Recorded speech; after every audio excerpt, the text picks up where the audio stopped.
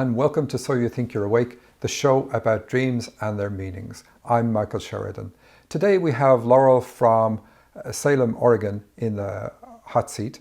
It's a video interview, so it's a little bit more interesting because you get to see Laurel's reaction to the analysis. But before we do that, I want to show you some symbols that are relevant for that particular analysis, and we cover them in the symbol of the day. But I just want to remind you, please continue to send your dreams to radioshow@dream-analysis.com or go to dream-analysis.com for lots of other information about dreams, lots of freebies there as well, including how to send your dream to the show and upcoming courses and so on. The next course is at the end of March or early April. So let's take a look. Symbol of the day.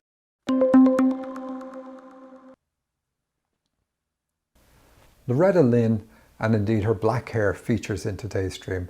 So we've covered channeling before, but I want to cover it again because it's important for this dream. Loretta Lynn, being a country singer or being any type of a singer, signifies that ability. We talk about her black hair in the analysis later on. So any singer in a dream symbolizes your ability to communicate with spirits. Music and singing comes from the spirit world. People who have had near-death experiences talk about hearing harmonious music as they travel through the astral planes. Channeling requires a balance of female and male aspects. We all have male and female energy flowing within us, but due to our upbringing, we usually have an imbalance of one side or another. And here in the West, it's mostly an imbalance on the female side because of our overemphasis on academic achievement or male energy pursuits. So for that reason, uniting male and female aspects can show up in these dreams. And indeed, we see it in next week's interview as well. 2 is also significant for channels because it requires both male and female aspects. And 2 is about dialogue and communication. It takes 2 people to communicate after all. So here, if we have the number 2 showing up, or it can be an emphasis like the number 20, which would be saying, pursue that as a goal. But 2 is frequently littered in dreams from people who are channels. This symbol, just to round it out, is a birthday candle. So that would say you came here, one of the purposes for you coming here to the earth plane this time round is to be a channel. So really emphasizing your need to get into using that gift. So with that, now let's have a look at the dream the interview that I recorded earlier with Laurel. Well, thanks for taking the call. Let's have a look at the dream. And it's about channeling. So my question to you then is, what's your view on channeling? Were you aware that your dreams or anything else in life had pushed you in the direction of channeling? Not until I read your book. Now, I've always been fascinated by dreams. Right. Even growing up, I had a dream dictionary that I bought for Holly for her birthday when she was like in high school. Right.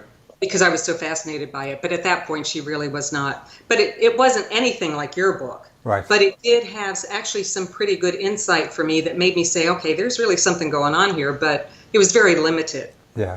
So when I read your book, that really just opened up a lot of stuff. Excellent. Do you have your dream in front of you, or will I read it? So do you mind reading it from start to finish, and then I'll comment on it? Okay, sure. I was in a large auditorium with lots of people. A man told me to get on a platform, roughly 4 by 8 inches or feet long, with several other women.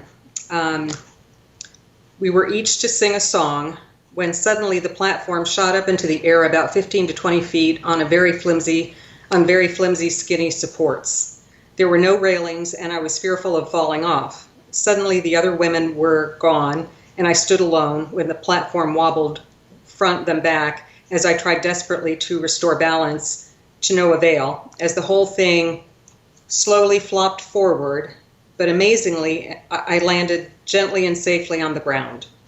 One of the women that got on the platform with me had looked like a country singer, like Loretta Lynn, and she had like big black hair with lots of curls. So, like I said, it is about channeling because we have the auditorium, we have the platform going up 20 feet into the air, we have the singing, and we have Loretta Lynn. So all those symbols, they all symbolize channeling, so there's no question about it at all. Is channeling something you're interested in? So yeah. channeling, channeling is communication with spirit, whether it's guides or loved ones who have passed on. Is it something you're interested in? Yes. All right. And have you tried to do it? I meditate. That's kind of the only way that when I meditate, I try to connect with my guides. I don't feel like, I do feel like I get, visions or pictures in my mind's eye frequently. Sometimes I get, I hear things too. Yeah. Sometimes I wake up I've heard my name called. The other night, I woke up, there was a cell phone literally ringing in my left ear, but there was no cell phone. Right. That kind of stuff. Yeah. Yeah. Okay, Yeah. very good. So the auditorium is talking about hearing your guides, because that's what an auditorium stands for. But you did send other dreams that are about being able to get images. So that fits too. But so let's have a look at your dream. And you said the copy that I got is a little bit different, and that's true. Well, it's more refined. It's in order. So you say, I was in a large auditorium with lots of people milling around. And so when you say people milling around, what I envision is lots of people who have a focus. They're all busy about their task. Right. And so this is what the dream wants you to do, is to get busy about your task. And you go up to this light-colored hair man. Why did you single him out? What made you single him out?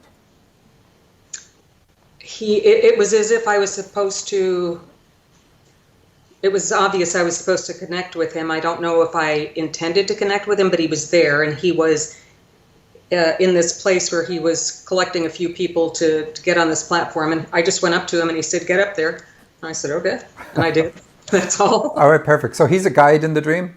And when you say light colored as well, anything that has light in it is positive in the dream. So it's a calling card of a guide. They're normally tall. But anyway, it doesn't matter whether he was or wasn't in your dream. They don't have to be. But you went up to the right person and he tells you what to do. You have to step up onto, what I got was step up onto a long, narrow platform with several other women. So he's saying this is your platform. So if you're wondering about what is my spiritual development route, then this is your platform to develop your channeling ability. But if you call it a long and narrow platform, they're not good. That's not a good description. So if I was to say to you, the answers you're looking for are at the end of that long road, that is what long symbolizes in a dream. So you don't think this is going to be easy to get to this channeling thing is going to be easy. There's going to be a lot of work involved, possibly. You can tell me whether that's true or not. And then narrow, when you have the word narrow in it, it's saying that either your view of channeling is limited or you think your ability to channel is limited. I mean, it's one or the other. So do you think it's something that you wouldn't be able to do, or that where does this limitation come from in your mind? I just don't know what to do, I guess. Okay, well that's obvious.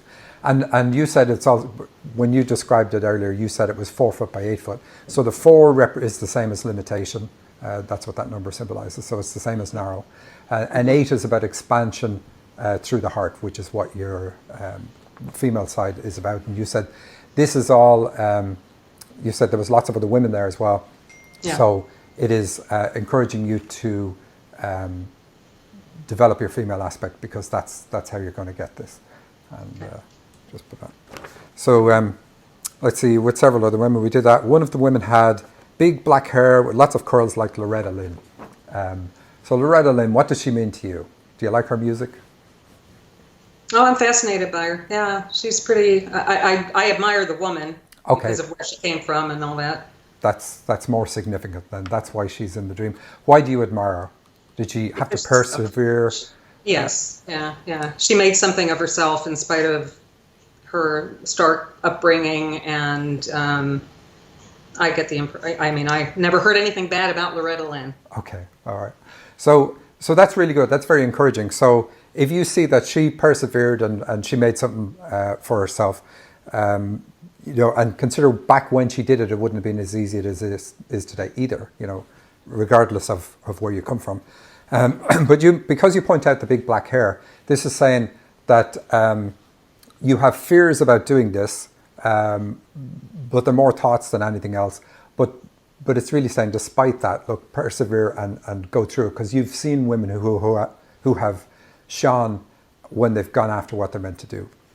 And Loretta Lynn is in her 80s and still releasing albums, you know. So we were reached to sing a song. So singing is about channeling. Suddenly the platform shot straight up into the air about 15 to 20 feet is what I have here. So 20 feet is about channeling. The 2 is the number for channeling. So we have that. So what that's about, raising your vibration to get to the state where you're able to connect and channel. So you said that you've been doing meditation, which is of course the precursor to channeling. Now, for a lot of people, and me included, when I started off on this field and decided I wanted to be able to talk to my guides, I did lots of meditation, and it's like, okay, I want to talk to you, I want to get an answer. And it never worked for me in meditation. And so you have to figure out the way it works for you. And a lot of the time, your guides will connect with you and make sense with you when there's a need for it. So Right. when it's nice and quiet and silent isn't always when people get it, but it's when you put your neck on the block. And you, in my case, if I start talking to people about dreams, then they come in and they assist with the interpretations. So I discovered I had to start speaking first, and Right. so the silence never worked for me. So you've got to figure out what it is for you that makes it work. There were no railings, and I was very afraid of failing. So I said the black hair was about fears, and you say it here. So even if we didn't get it from the black hair, and of course Loretta Lynn had that black hair, so it's you know, it's okay. It's still about pursuing it and overcoming the fears. But the no railings and being afraid, that's about insecurities. And the rest of the dream persists about your insecurities around channeling, because it's all about the channeling. So is it like, even at the end you say that the platform flopped? Are you afraid that you will fail when it comes to channeling? And in what way does that fear come up? How do you think you could fail? Probably more that I won't be able to make the connection to actually do it. Okay, so It's not that I don't believe it can work. It's just that for me, I don't know. so what about the fact that this is in an auditorium, so there's going to be other people around? Yeah, I have those insecurities too.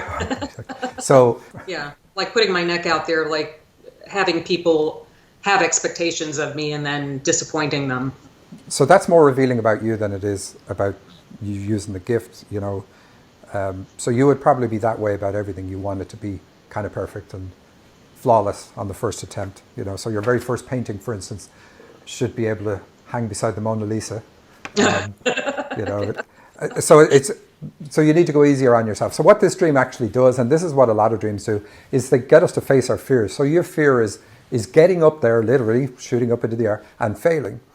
And so the dream lets you do that, and it's all okay. You're able to just step off the platform. It's not the end of the world. You didn't get hurt. And so that's the intention of the dream, is not to say this is how it's going to go. It's not how it's going to go. It's to say get over the fears. And why? Because it's the fears that hold us back. So fear of getting it wrong, or fear of where it's going to take, or fear of not connecting, all those things are like anchors that we're holding on to while we're trying to raise it. Like I've meditated and I'm the only one up there. Like here I am, I'm talking to myself.